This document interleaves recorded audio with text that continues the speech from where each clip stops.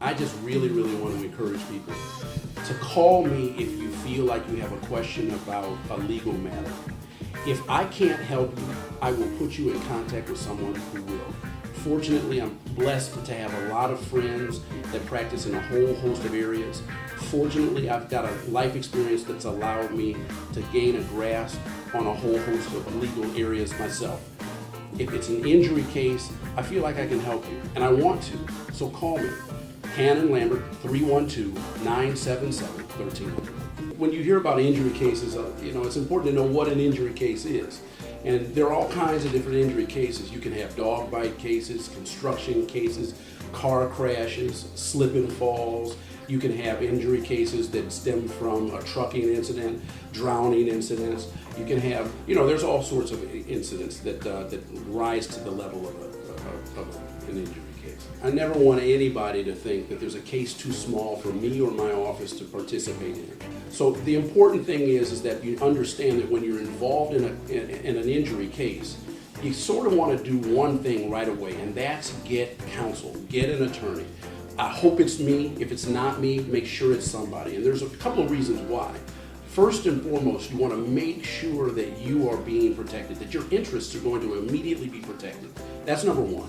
And number two, you want to make sure that somebody's taking things off of your plate as opposed to you having so much on your plate that you don't know how to deal with things. One of the reasons you hire a lawyer is so that the things that you have on your plate when an incident happens get dealt with, and that you can focus on the thing that matters the most. And that's personally how you feel, your injuries, your health. So the investigation on the front end is key to the outcome on the back end. It's so important. When I say that, I mean, look, if you do your job at the very beginning, take witness statements, get photographs, document where the scene occurred and where the incident happened and the scene. Make sure that you get your ducks in a row right away. You put yourself in the best possible position going forward. Many times people think about insurance, and we tend to believe that insurance is there to protect us. And in many ways it is. But if you look at what insurance really is, all insurance is a situation where you give your money every single month to an entity who collects it. And then one day you run into a problem and say, hey, listen, I had a problem. Can I have my money back? And then they get to decide if you're going to get your money back or not. Well, that's a little problematic sometimes, because sometimes they don't want to give you the compensation you're entitled to. An example of what I'm talking about is if you look on the back of most insurance cards, one of the things that it will say is, do not admit fault. Well, that may not necessarily strike you as problematic to begin with, but if you really drill down, think about it. Let's say I'm involved in a car crash. I rear end somebody. I'm fully at fault. Didn't do it on purpose. I didn't mean to, but I'm at fault. Well, I just want that person to be taken care of. I want that person to get what they're entitled to, the compensation they need so that they can move about their lives.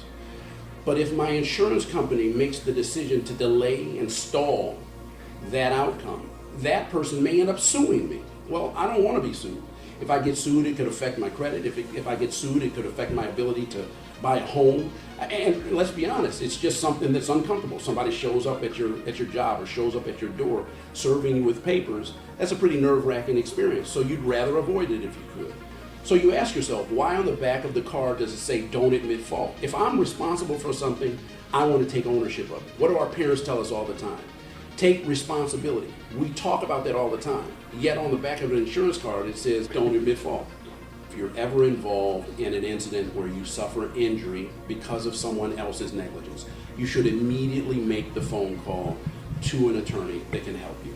It's that simple. And again, I hope that call is to me. But if it's not to me, make it to someone. If for no other reason than to understand what your options are. Ask the questions that matter to you. Get the answers you need. I'll tell you this, anytime you hire an attorney, that attorney should be able to tell you what they're going to do and why they're going to do it, and give you some sense for the timeline within which they're going to do those things. That's something I always try and make sure that my clients have an understanding of. I want them to understand what I'm going to do, why I'm going to do it, and approximately how long it's going to take for us to accomplish the goal.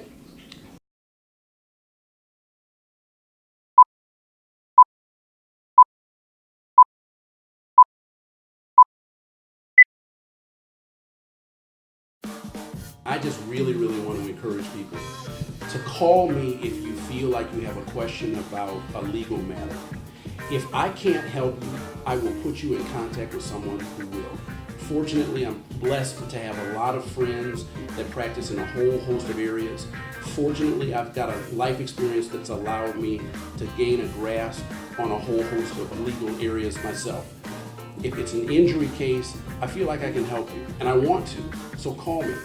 Cannon Lambert, 312-977-1300. Legal advice when you're not sure what to do is so important. It really is. And on a practical level, what I just got finished, when you talk about you want to know what I'm going to do and how I'm going to do it, that requires a discussion. You've got to have a conversation, which means you've got to be able to ask me some questions. I've got to be able to give you some answers.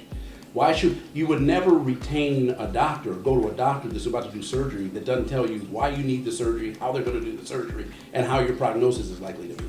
You wouldn't do it. So why would you go to the lawyer and do that? Why would you go to a lawyer and say, look, I was involved in an injury, in a car accident, but I have no idea what to do. Would you tell me? No, I'll take care of it. So that happens a lot, right? People are involved in a car crash, and then the question comes up, what do I do? Well, what you do is call an attorney right away. I'm hoping you'll call me, Cannon Lambert, right away. Because ultimately speaking, what we will do for you is we'll first obtain the police report for you. We'll be able from the police report to determine whether or not the person who hit you got a ticket, and if they did get a ticket, when that ticket will be adjudicated, when it will be in court.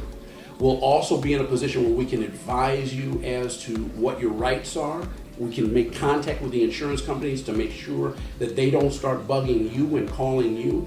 As an aside, you should never, under any circumstances, give a recorded statement to an insurance company, because at the end of the day, it could be used against you. You'll find a lot of times that when people give recorded statements, they can't even get a copy of the very statement that they themselves gave.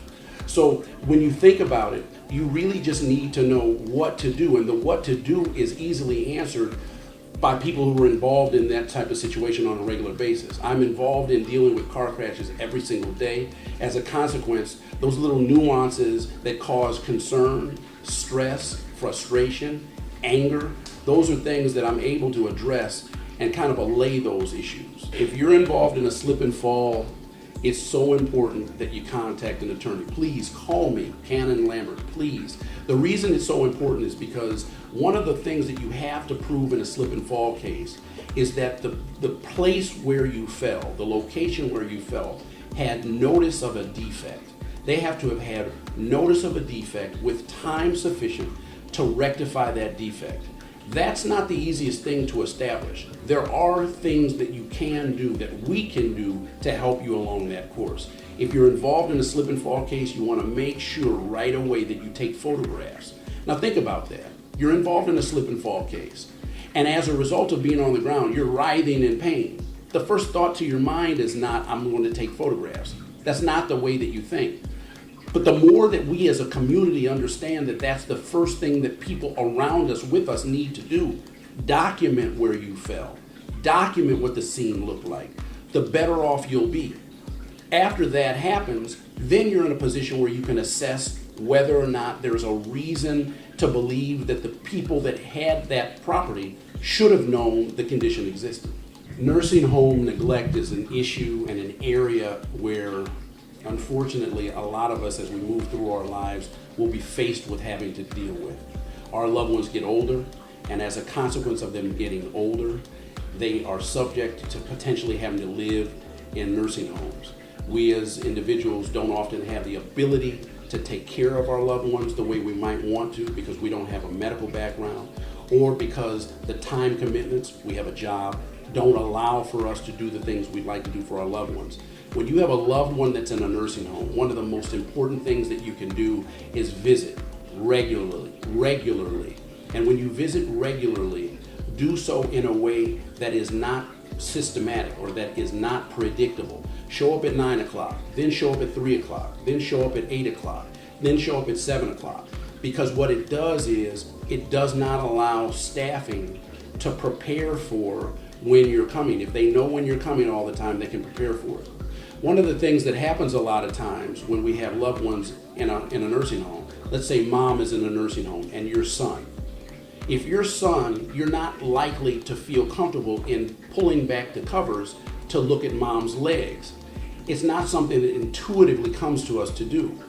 One of the reasons why it's important that at least daughter does, but that somebody does, is because you want to make sure that behind the covers, there's not a problem brewing.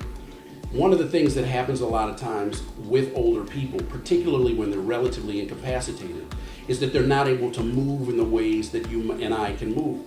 Well, if you don't move and you're made to sit in your own feces or in your own urine, or if you have a compression sore that develops because the skin is always in contact with the bed at one particular site, then you'll get bed sores. And the bed sores are extremely painful and they can become extremely debilitating. Well, if you don't look for them, you won't know they're there. It's not like all of the time they're going to be reported to you by the CNAs that are taking care for the, I should say, let me put it this way.